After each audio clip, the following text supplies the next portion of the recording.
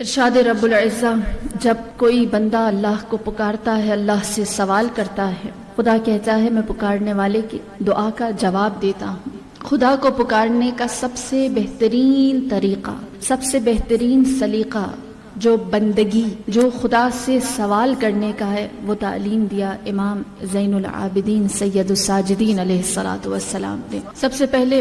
دعائے صحیفہ سجادیہ پڑھنے سے لازم ہے کہ ہم جانیں دعا کیا ہے۔ آیا دعا صرف خدا کے سامنے اپنی حاجت رکھنے کا نام ہے کہ ہم اللہ سے کہیں ہمیں یہ چاہیے، یہ چاہیے، یہ چاہیے، یا پھر اللہ سے مدد مانگنے کا نام ہے؟ دیکھیے، دعا گرچہ ایک ایکشن ضرور ہے، ایک عمل ضرور ہے، لیکن اصل میں دعا اس ایک کیفیت کا نام ہے، ایک ایسی کیفیت کہ جب انسان دنیا کی ہر دوسری امید، ہر دوسرے سہارے، ہر دوسرے آسرے، ہر دوسری چیز سے اپنے آپ کو توڑ کر جب اس کیفیت، اس سچویشن میں آ جائے، جان جائے کہ صرف خدا ہے جو دے سکتا ہے، صرف اللہ کی ذات ہے جو عطا کر سکتی ہے، اور جب یہ بات ادھر سے دل سے نکلنی شروع ہو جائے اور صرف اس خدا سے مدد لی جائے یا اس کے سامنے حال دل بیان کیا جائے یا اس کو پکارا جائے یا اس کو یاد کیا جائے، یہ دعا ہے۔ دعا لسٹ آف حاجات کو رکھنا نہیں ہے، دعا اپنی ضروریات کو خدا کے سامنے بیان کرنا نہیں ہے،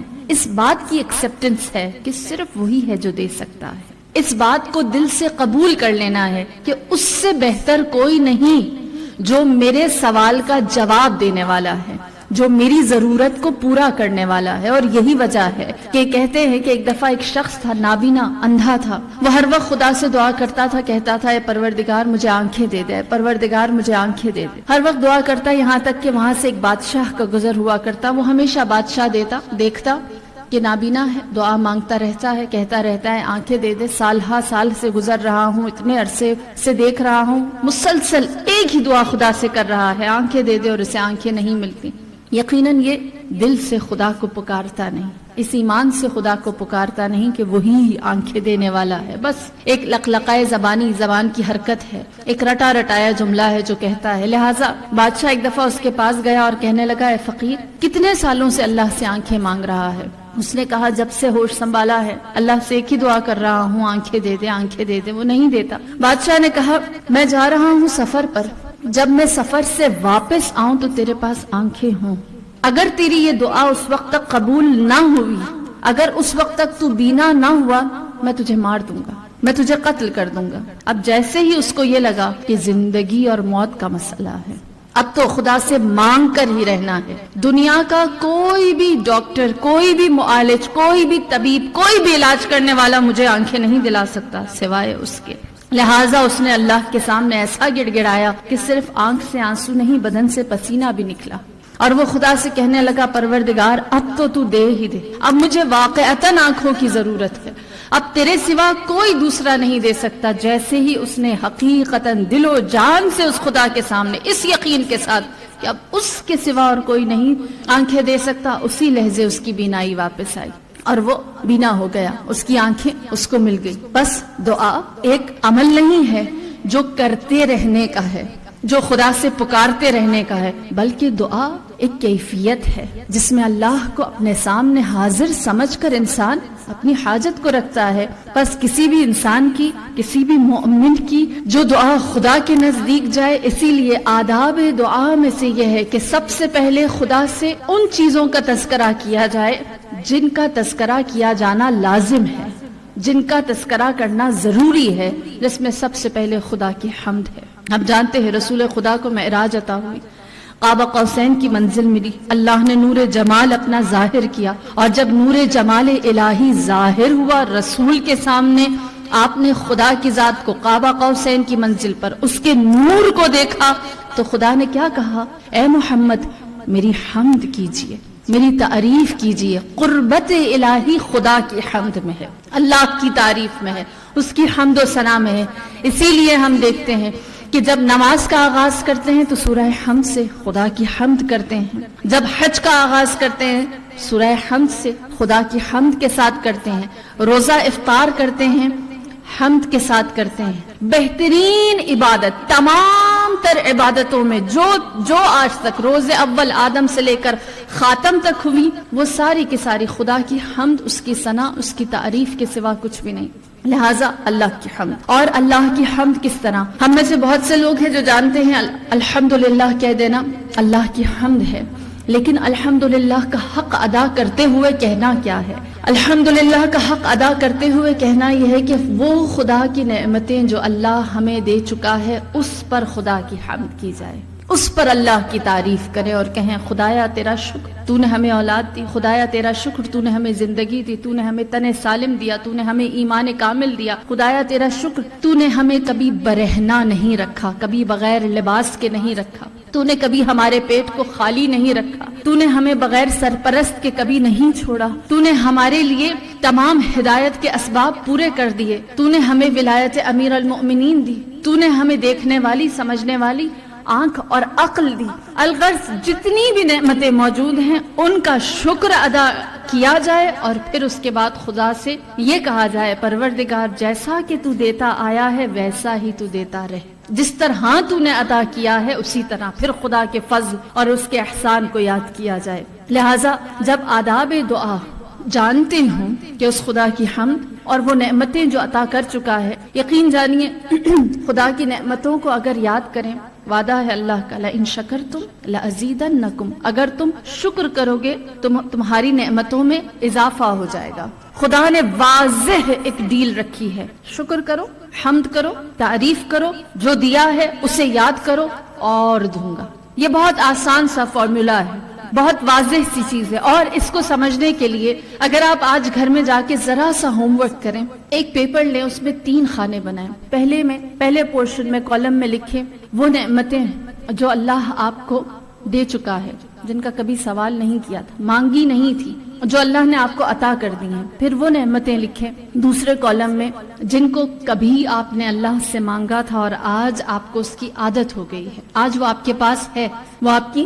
زندگی کا ایک حصہ بن چکی ہے۔ اور تیسرے خانے میں لکھیں وہ چیزیں، وہ حاجات جو آپ اللہ سے مانگ رہے ہیں، اور پھر خود ہی کمپیئر کریں، کمپیریزن کریں کہ دیکھیں پہلی لسٹ میں زیادہ چیزیں ہیں، دوسری میں زیادہ ہیں یا تیسری میں زیادہ ہیں۔ حق شکر تب ادا ہوگا جب آپ دیکھ لیں گے بن مانگے اس نے 80% چیزیں دی، باقی ماندہ 17% چیزیں وہ ہیں جو ہم لوگوں نے مانگی تھی اور ہمیں ادا ہو گئیں، اور صرف 3% چیزیں ایسی رہ جائیں گی جن کا ہم سوال کر رہے ہیں۔ انسان جان جائے گا اس کی عطا زیادہ ہے، اس کا دینا زیادہ ہے، یا ہمارا سوال، ہمارا مانگنا بڑا ہے۔ بس انسان شکر کی کیفیت میں آتا ہے۔ لہٰذا یہی وجہ ہے کہ امام صحیفہ سجادیہ میں دعا تعلیم فرماتے ہیں کس طرح سے اللہ سے سوال کیا جائے، کس طرح سے اللہ سے مانگا جائے۔ دیکھیے پوری صحیفہ سجادیہ شروع سے لے کر آخر تک اس کا ایک متن، ایک طریقہ رہا ہے۔ جتنی بھی دعائیں صحیفہ سجادیہ میں منقول ہیں سب میں امام نے آغاز اللہ کی حمد، رسول کی رسالت اور اہل بیت پر صلوات کے ذریعے سے کیا ہے۔ ہر دعا کے اندر جتنی بھی دعائیں صحیفہ سجادیہ کے اندر موجود ہیں، اور یہی وجہ ہے کہ چوتھا آداب دعا اہل بیت پر درود بھیجنا ہے، ان پر سلام بھیجنا ہے، ان کی سلامتی کی دعا کرنا ہے۔ اور یہ درود و سلام کیوں بھیجا جاتا ہے، کیوں ہمیں اتنا تاکید کی جاتی ہے کہ ہم ان پر درود بھیجیں؟ سورہ احزاب کی آیت ہے، پروردگار عالم درود کی وجہ، صلوات کی وجہ بتاتا ہے اور کہتا ہے هو الذی یصلی علیکم وملائکتہ لیخرجکم من الظلمات الی النور۔ جب تم لوگ خدا کی ذات پر درود، خدا کی ذات کے کہنے پر، اللہ کے حکم پر، یصلی علیکم، آپ پر اے نبی صلوات بھیجتے ہیں اور آپ کے ملائکہ آپ پر صلوات بھیجتے ہیں، لیخرجکم من الظلمات الی النور، تاکہ تمہیں نور، ظلمات سے، تاریکی سے، اندھیرے سے نکال کر نور کی جانب لے آئیں۔ ہم جانتے ہیں ہمارا جو دنیا میں ایک دوسرے کو سلام کرنا ہے، یہ بھی ایک طرح سے وہی چیز ہے۔ السلام علیکم کہنا بھی سلامتی کی دعا ہے، صلی اللہ کہنا بھی سلامتی کی دعا ہے۔ لہٰذا کیا وجہ ہے؟ فرض کیجئے اگر میں آپ کے اوپر، آپ میرے اوپر سلام بھیجتے ہیں تو یخرجکم من الظلمات الی النور، وہ انسان کو ظلمات سے نکال کر نور کی جانب لے کر آتا ہے، انسان کی پستیوں کو بلندیوں میں بدل دیتا ہے، انسان کی ظلمت کو، تاریکی کو نور میں بدل دیتا ہے، انسان کی کے لیے سلامتی کا باعث بنتا ہے، اور یہی وجہ ہے کہ سلام بھیجنے والے کو اتنا ثواب نہیں ہے جتنا جواب دینے والے کو ہے، کیونکہ اس نے اس سلامتی کو قبول کیا ہے۔ اگر میں آپ پر سلام بھیجوں یا آپ مجھ پر سلام بھیجیں، میں ظلمت میں ہوں، آپ کے سلام سے میں ظلمت سے، تاریکی سے نکل کر نور میں آ گئی۔ میں پستی میں ہوں، آپ کے سلام نے مجھے پستی سے نکال کر بلندی پر رکھا۔ میں مشکل میں ہوں، آپ کے سلام کی وجہ سے میں اس مشکل سے نکل کر سلامتی میں آئی،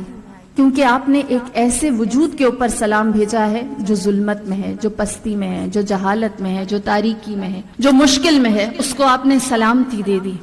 لیکن اگر کوئی ہم جیسا گناہگار کسی نور کے اوپر سلام بھیجے، جو پہلے ہی نور سے بنا ہے، جو وجود ہی نور ہے، جس کے نور سے اللہ نے زمین اور آسمان کو بنایا ہے، تو یقیناً اس کے نور میں اضافہ ہوگا، اس کا نور اور زیادہ ہوگا، اس کا علم بڑھ جائے گا، اس کا مقام زیادہ ہوگا۔ اور کیا کہنے، اگر نور نور پر سلام بھیجے، اگر نور نور پر صلوات کہے، اگر نور نور کو ظلمات سے نکالے، اگر نور نور کے نورانیت میں اضافہ کرے، بس امام جو سلام بھیج رہے ہیں، امام جو درود بھیج رہے ہیں، صلوات بھیج رہے ہیں، گویا اہل بیت کے مقام کو اور بلند اور بلند، ہر صلوات جو جاتی ہے، ہر سلام جو جاتا ہے، ان کے مقام میں بزرگواری، ان کی فضیلت میں اضافہ، ان کے نور میں اضافہ، خدا کے نزدیک ان کا مقام، ان کا درجہ، ان کا رتبہ، اس میں اضافہ اور اضافہ ہوتا چلا جاتا ہے۔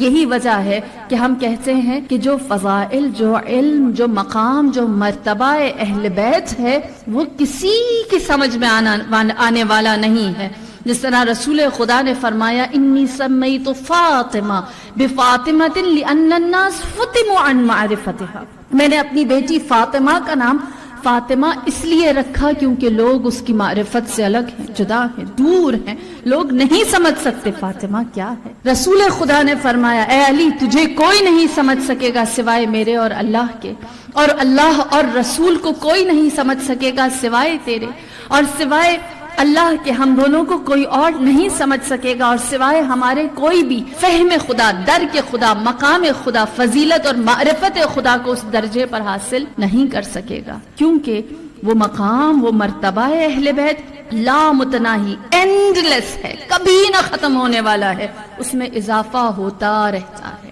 ہر صلوات کے ساتھ، ہر درود کے ساتھ، ہر سلام کے ساتھ وہ بڑھتا چلا جاتا ہے، جس کی کوئی انتہا نہیں ہے، جس کی کوئی لمٹ نہیں ہے، جس کی کوئی حد نہیں ہے۔ لہٰذا اسی لیے امام فرماتے ہیں کہ آداب دعا میں سے یہ ہے کہ اپنے آپ کو us and less, us eternal فضیلت سے جوڑ دو، اپنے آپ کو اس سے منسلک کر دو، اپنے آپ کو اس سے کنیکٹ کر دو، اور پھر خدا کے سامنے اپنی حاجت کو